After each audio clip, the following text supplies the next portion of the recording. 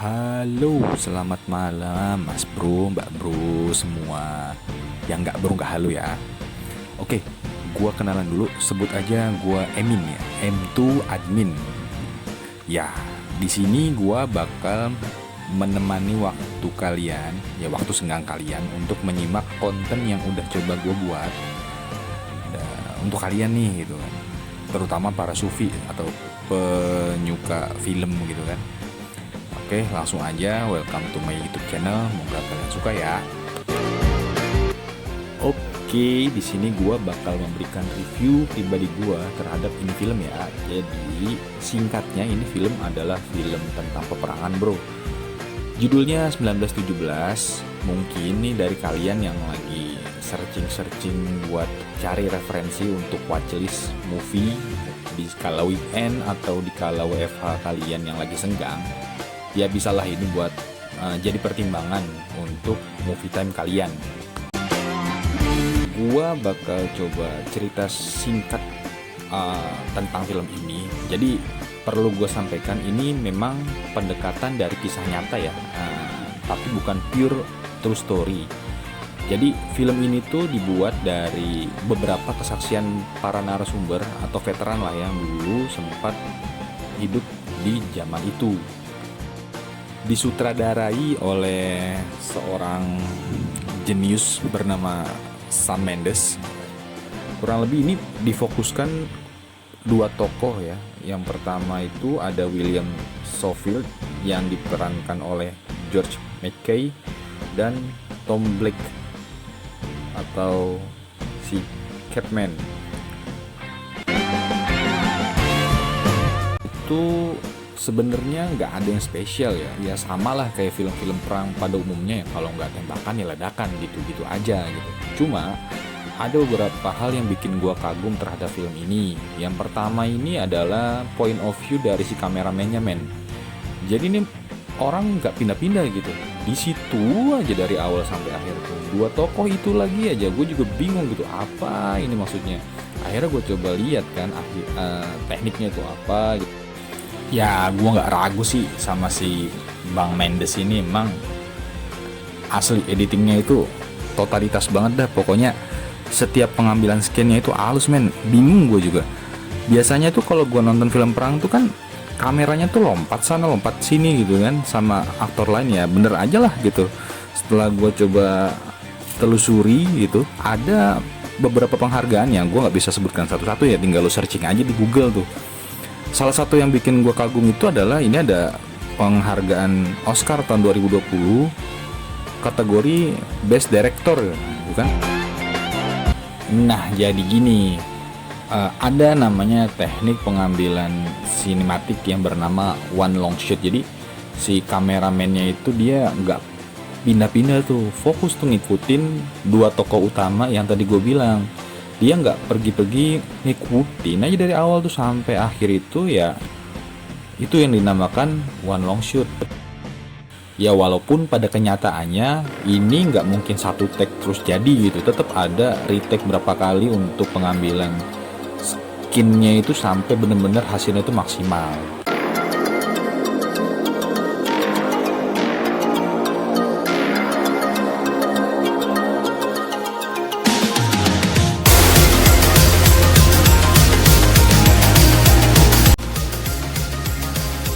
Masalah plotnya ini ya, jadi gini, tentara muda tadi yang gue ceritain di awal itu diberikan suatu amanah besar oleh si panglima perangnya ini. Ya, intinya panglima ini ingin menyampaikan pesan kepada resimen tentara Inggris di area seberang yang rencananya akan terjun di medan perang gitu. Intinya si panglima ini mengetahui ada semacam jebakan atau bahaya lah kalau misalkan pesan ini tidak tersampaikan.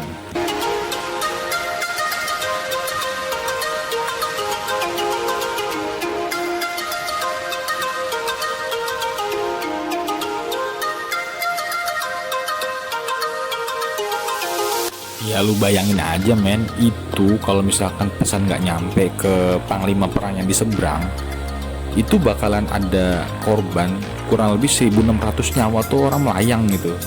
Makanya ini berat gitu, karena mereka itu tantangannya harus melewati wilayah musuh, yaitu wilayahnya kekuasaan si Jerman. Salah satu dari 1600 orang yang tadi gue sebutin itu ada kakaknya si Black gitu. Ya memang misi ini terdengar mustahil bagi mereka, ya karena ada kakaknya si Black di sana, mereka mengemban amanah ini dan menyanggupi untuk menjalankan misi ini gitu.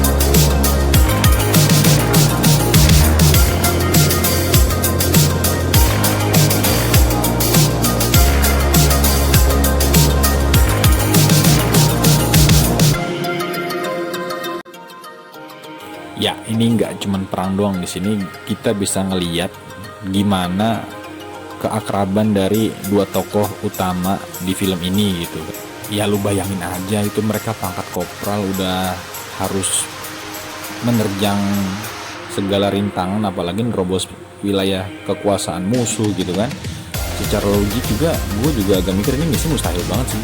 Cuman ya memang plotnya di setting seperti itu, makanya gue bilang wah ini keren kan, asli keren banget. Seakan-akan real semua, itu halus banget itunya, apa editingnya itu.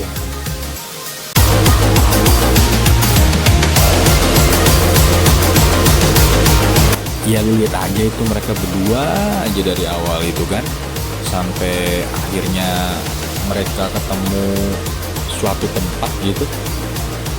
Di situ ada rumah. Nah disinilah yang bikin gue agak sedikit sedih ya.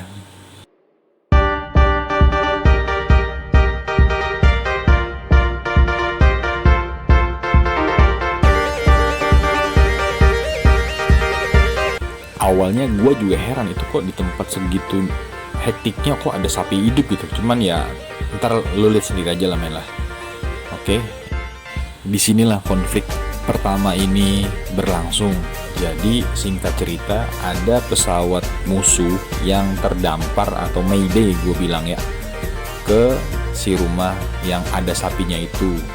Dan ya lu lihat aja lah nanti, itu musuh udah kita tolongin, ternyata dalam selimut bro.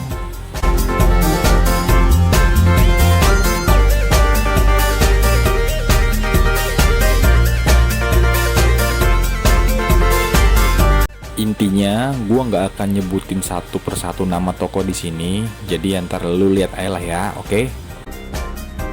Singkat cerita, dalam cerita ini, gue langsung ke poin dimana si temennya ini meninggalkan temennya lagi yang gugur akibat si musuh tadi. Ya karena gue nggak bisa putar semuanya, nanti lu kagak nonton filmnya lagi. Ya intinya ini tinggal single fighter nih, maju sendirian untuk menyelesaikan misi yang udah diemban oleh dia gitu. Nah kelihatan nih dia udah mulai masuk ke wilayah musuh gitu kan. Di sini asli epic. Dan oh ya, FYI ini bukan di studio ya, ini pure berlatar belakangnya itu adalah tempat yang disetting oleh tim-tim properti dan artistik dan lain sebagainya di sana lah gitu.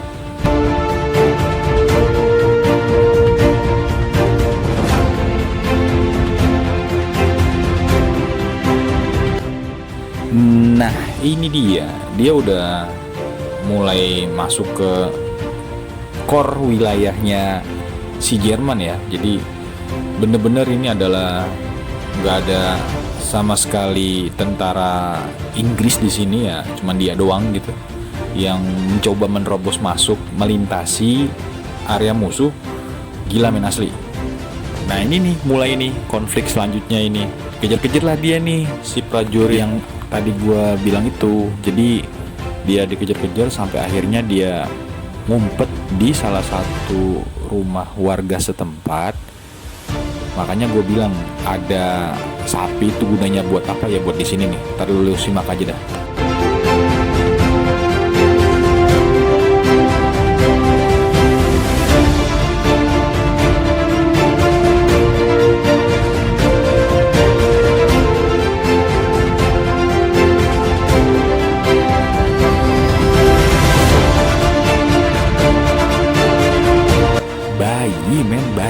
ini ada bayi warga sipil, jadi si bayi ini ya termasuk ke dalam kategori yang kesulitan yang namanya di wilayah perang gitu kan.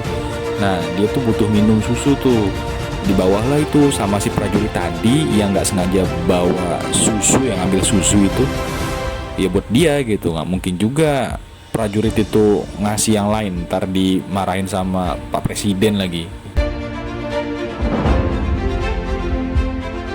Ya, scan berlanjut. Si tentara ini melanjutkan perjalanannya untuk menuju tentara resimen di seberang sana. Di sini dia akan dipertemukan oleh beberapa prajurit dari si lawan ya. Gue juga nggak tahu siapa itu mereka ya, gelap soalnya, nggak ada juga keterangan apapun. Karena memang gue bilang di awal, film ini terfokus sama dua orang tadi gitu ya.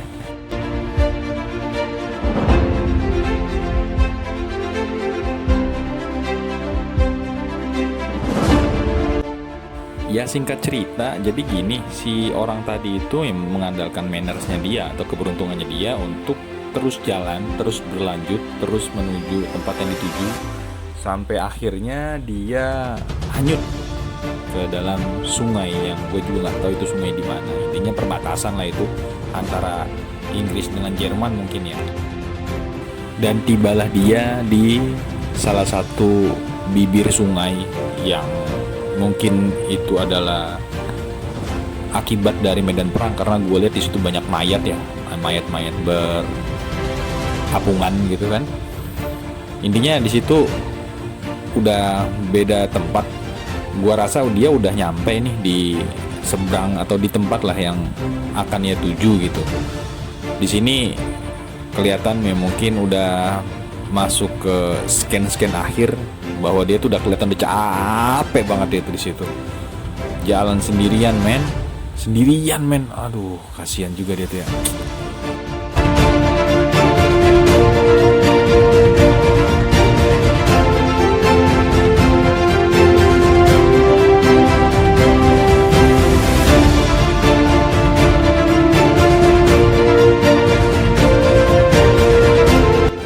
Finally, akhirnya dia melihat beberapa pasukan yang sedang duduk, yang gua rasa itu adalah pasukan yang ia cari selama ini gitu, yang ia tuju gitu kan.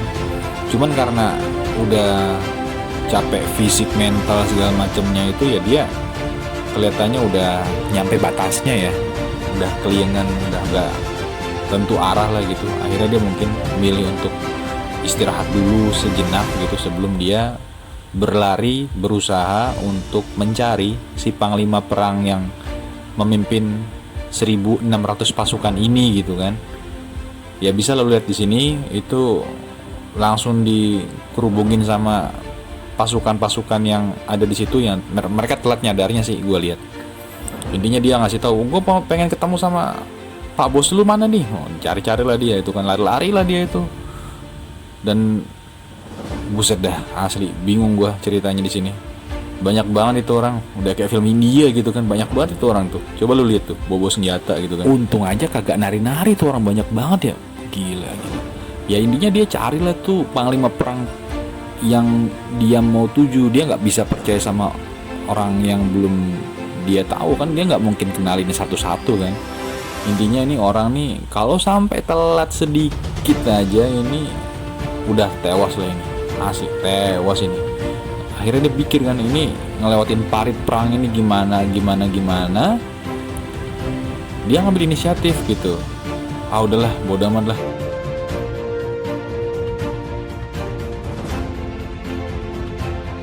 Dan lu tahu kan, udah epic ini, udah asli epic ini. Bodo amat, kenal juga kagak gitu. Udah terabas itu barbor, wah, lari terus. Wah, ini speednya gue cepetin ini biar kagak lamaan nih. Wah, kagak ngerti gue itu segitu banyak ketembakan kagak kena tuh orang, hebat emang tuh. Nyawanya 9 apa berapa tuh orang ya. Sampai akhirnya dia masuk. Nah, ketemu lah nih ya. Gue liat nih kayak Sherlock Holmes ini. Yang jadi panglima perangnya. Intinya si panglima perangnya ini juga nggak langsung serta merta percaya gitu kan. Akhirnya dia ngasih satu identitas yang akhirnya oke, gue terima surat lu dah. Wah, bahaya nih. Cepat semua, kasih tahu kapten di sana, cepat semua. Nah, akhirnya sampai juga dia di penghujung acara kirim surat menyurat zaman perang gitu. Intinya dia lega udah bisa menjalankan misi ini dengan baik gitu kan. Dia bisa meminimalisir kerusakan terhadap prajurit 1.600 orang tadi gitu. Coba lu bayangin kalau seandainya itu surat kagak dikasih tepat waktu, itu orang dalam parit itu udah pada melayang-layang semua itu. Gak joget-joget lagi, melayang-layang bro. Bingung gue. Ya, intinya konklusinya adalah nih, setelah menyerahkan sepucuk surat cinta kepada si panglima perang, si prajurit ini mencoba mencari si kakak dari orang yang tadi ya. Ya mungkin lu tahu siapa. Dia cari itu karena sebelum dia wafat atau gugur, dia menitipkan suatu pesan yang dia harus ngasihin gitu ke orangnya. Nah, dia ketemu nih orangnya. Woi bro, aduh gue cari-cari lu selama ini mana bro. Nih gue kasih nih sesuatu dari si Onono. Ninggal dia bro, kasihan gue, bingung gue. Aduh, kagak bisa gue selamatin nih bro. Tolong selamatin, bukan selamatin, tolong amanin ini ya bro. Oh gitu ya, ya udahlah, makasih ya udah berjuang selama ini, gue utang budi sama lu ya, kurang lebih gitulah. Gue juga kagak ngerti lah, nanti lu bisa download subtitle atau gimana sendiri lah, bisa lu lah, gue kagak bakal ngeribetin lu juga. Nah di sini udah masuk ke penghujung skin ya, udah masuk ke tahap akhir lah intinya ya. Oke, gue nggak bakal panjang lebar, intinya sorry barangkali ada salah kata, salah ucap, salah bahasa. Semoga lu semua terhibur lah. Sampai jumpa di video gua selanjutnya. Bye bye.